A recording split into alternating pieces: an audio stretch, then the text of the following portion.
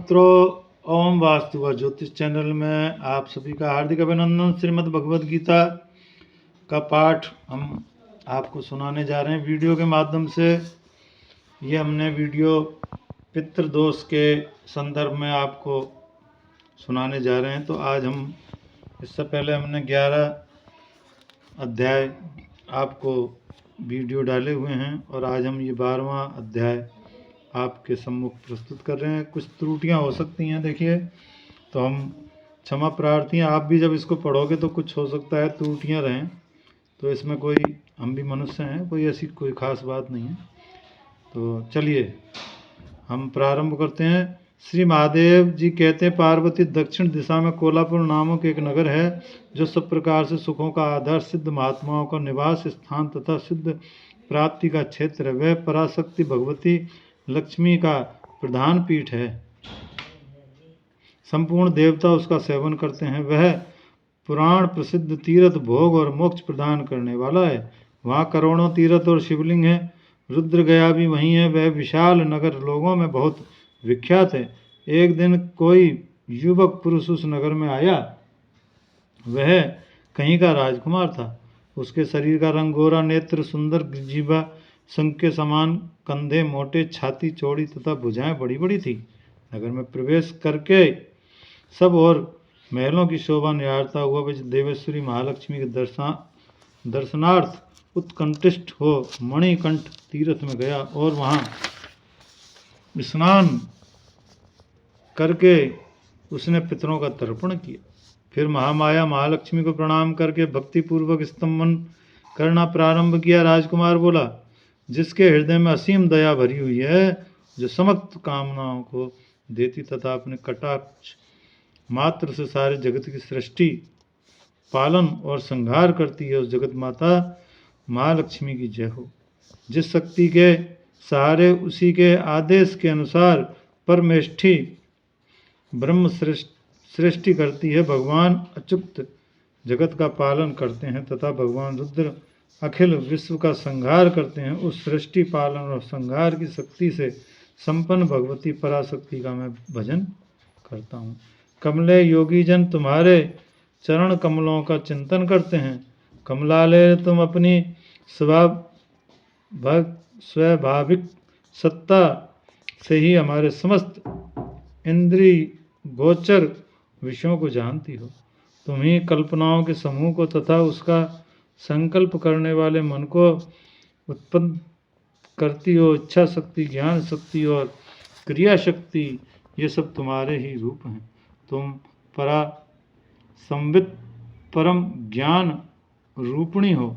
तुम्हारा स्वरूप निष्फल, निर्मल, नित्य, निराकार, निरंजन, अतिरहित, अंतरहित, आतंक शून्य,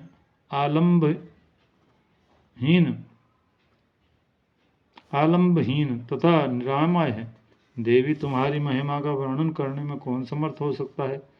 पट चक्रों का भेदन करके अंतकरण के 12 स्थानों में विराज करती हो। अनाहत, ध्वनि, बिंदु, नाद और कला, ये सब जिसके स्वरूप हैं, उस माता महालक्ष्मी को मैं प्रणाम करता हूँ। माता, तुम अपने मुख रूपी पूर्ण चंद्रमा से प्रकट होने वाली अमृत राशि को बहाया करती हो। तुम ही परापरंशंती, मध्यमा और वैखरी नामक वाणी हो। मैं तुम्हें नमस्कार करता हूँ। देवी, तुम जगत की रक्षा के लिए अनेक रूप धारण किया करती हो। अंबिके, तुम ही ब्राह्मी, वैष्णवी तथा माहेश्वरी शक्ति हो। 12 ही महालक्ष्मी, नारसिंह, ऐन्द्री, कौमारी, चंडिका, जगत को पवित्र करने वाली लक्ष्मी, जगन माता, सावित्री, इंद्रकला तथा रोहिणी भी तुम ही हो। परमेश्वरी, तुम भक्तों का मनोरथ पूर्ण करने के लिए कल्पलता के समान हो। मुझ पर प्रसन्न हो जाओ। इस प्रकार स्तुति करने पर भगवती महालक्ष्मी अपना साक्षात स्वरूप धारण करके बोली, राजकुमार, मैं तुमसे प्रसन्न हूँ। तुम कोई उत्तम वर मांगो। राजपुत्र बोला, माँ, मेरे पिता राजा बृहदत्त अश्वमेघ नामक महान यज्ञ का अनुष्ठान कर रहे हैं। वे देवयोग रोगग्रस्त से होकर स्वर्गगामी हो गए हैं। इसी बीच मैं यूप में बंधे हुए मेरे यज्ञ संबंधी घोड़े को जो समुची पृथ्वी की परिक्रमा करके लौटा था, किसी ने रात्रि में बंधन काटकर उन्हीं अन्यंत्र पहुंचा दिया। उसकी खोज में मैंने बहुत लोगों को भेजा, किंतु वे कहीं भी उसका पता न पाकर जब खाली हाथ लौट आए, तब मैं सब ऋषि से आज्ञा लेकर तुम्हारी शरण में आया हूँ। देवी, यदि तुम मुझ पर प्रसन्न हो तो मेरे यज्ञ का घोड़ा मुझे मिल जाए, जिससे यज्ञ पूर्ण हो सके। तभी मैं अपने पिता महाराज का ऋण उतार सकूंगा। शरणागतों पर दया करने वाली जगजननी लक्ष्मी, जिससे मेरा यज्ञ पूर्ण हो, वह उपाय करो। भगवती लक्ष्मी ने कहा, राजकुमार, मेरे मंदिर में दरवाजे पर एक ब्राह्मण रहते हैं, जो लोगों में सिद्ध समाधि के नाम से विख्यात हैं। वे मेरी आज्ञा से तुम्हारा सब काम पूरा कर देंगे। महालक्ष्मी के इस प्रकार कहने पर राजकुमार इस स्थान पर आए जहाँ सिद्ध समाधि रहते थे। उनके चरणों में प्रणाम करके राजकुमार चुपचाप हाथ जोड़े खड़े हो गए। तब ब्राह्मण ने कहा, तुम्हें माता जी ने यहाँ भेजा है। अच्छा, देखो, अब मैं तुम्हारा सारा अभिष्ट कार्य सिद्ध करता हूँ। यूँ कहकर मंत्र भेदता ब्राह्मण ने जब सब देवताओं को वही खींचा। राजकुमार ने देखा, उस समय सब हाथ जोड़कर थरथर कांपे हुए वहाँ उपस्थित हो गए। तब उन श्रेष्ठ ब्राह्मणों में उत्तम देवताओं से कहा, देवगण, इस राजकुमार का अश्व जो यज्ञ के लिए निश्चित हो चुका था, रात में देवराज इंद्र ने चुराकर अन्यत्र पहुंचा दिया, उसे शीघ्र ले आओ। तब देवताओं ने मुनि से कहने से यज्ञ का घोड़ा लाकर दिया। इसके बाद उन्होंने उन्हें जाने की आज्ञा दे दी। देवताओं का आकर्षण देखकर तथा खोए हुए अश्वों को पाकर राजकुमार ने मुनि के चरणों को प्रणाम करके कहा, महर्षि, आपका ये सामर्थ्य आश्चर्य है। आप ही ऐसा कार्य कर सकते हैं, कोई दूसरा नहीं। ब्राह्मण, मेरी प्रार्थना सुनिए। पिता ब्रह्म, मेरी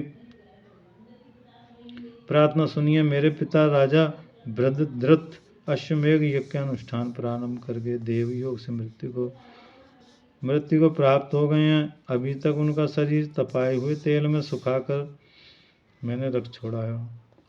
साधु श्रेष्ठ, आप उन्हें पुनः जीवित कर दीजिए। यह सुनकर महामुनि ब्राह्मण ने किंचित मुस्कुरा कर कहा, चलो, जहाँ यज्ञ मंडप है तुम्हारे पिता मौजूद हैं, चलें। तब सिद्ध समाधि ने राजकुमार के साथ वहाँ जाकर जल अभिमंत्रित किया और उसे उस सब के मस्तक पर रखा। उसके रखते ही राजा सचेत होकर उठ बैठे। फिर उन्होंने ब्राह्मण को देखकर पूछा, धर्म स्वरूप आप कौन हैं? तब राजकुमार ने कहा, महाराज, ये पहले का सारा हाल सुनाया। राजा ने अपने को पुनः जीवन दान देने वाले ब्राह्मण को नमस्कार करके पूछा, ब्राह्मण, किस पुण्य से आपको यह अलौकिक शक्ति प्राप्त हुई? इनके यूँ कहने पर ब्राह्मण ने मधुर वाणी से कहा, राजन, मैं प्रतिदिन आलस्य रहित होकर गीता के 12वें अध्याय का जाप करता हूँ। उसी से मुझे यह शक्ति मिली है जिससे तुम्हें जीवन का प्राप्त हुआ है। वह सुनकर ब्राह्मण सहित राजा ने उसी ब्राह्मण से गीता के 12वें अध्याय का अध्ययन किया। उसी के माध्यम से उन सबकी सदगति हो गई। दूसरे जीव भी उसी के पाठ से परम मोक्ष को प्राप्त हो चुके हैं। श्री नारायण नारायण। यहाँ पर ये 12वां अध्याय समाप्त होता है। आपको ये हमारा वीडियो कैसा लगता है? अच्छा लगता है तो शेयर करें। ये पितृदोष निवारण के लिए हमने वीडियो डाला हुआ है, तो आप इसको कर भी सकते हैं और सुन भी सकते हैं।